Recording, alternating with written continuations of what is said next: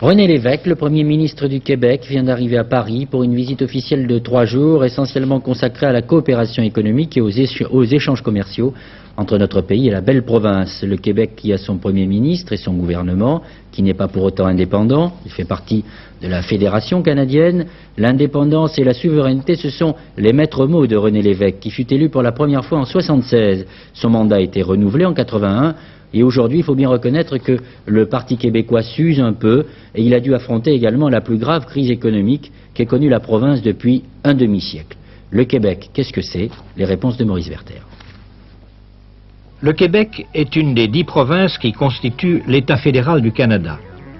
À lui seul, le Québec compte 1 825 000 km², à peu près le 5e du territoire canadien, et près de 6,5 millions d'habitants sur 24 millions de Canadiens, 6,5 millions qui ont cette particularité de parler français, au moins 80% d'entre eux. De même, dans une population générale canadienne à majorité protestante, les Québécois sont à plus de 80% catholiques. La langue française et le catholicisme ont été pendant longtemps les caractéristiques qui ont distingué les Québécois du reste du monde anglo-saxon qui domine de très loin non seulement le Canada, mais l'ensemble de l'Amérique du Nord. D'où une tendance au particularisme qui a fini par porter au pouvoir en 1976 M. René Lévesque, chef du Parti québécois. L'idée profonde de M. René Lévesque était de conduire le Québec à l'indépendance.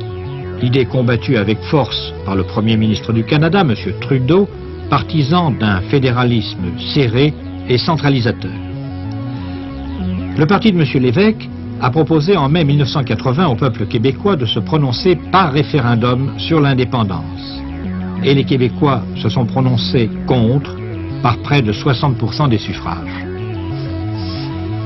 Ce qui a incité les Québécois à vouloir rester dans la Fédération canadienne, c'est peut-être la crainte de ne plus pouvoir accéder aux richesses du reste du Canada, en particulier aux richesses pétrolières qui se trouvent dans l'Alberta, dans l'ouest du pays.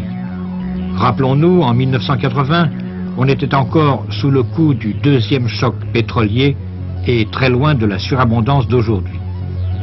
Cela dit, le Québec est riche, lui aussi, une agriculture prospère et surtout des possibilités d'hydroélectricité quasi illimitées avec les installations gigantesques de la baie James.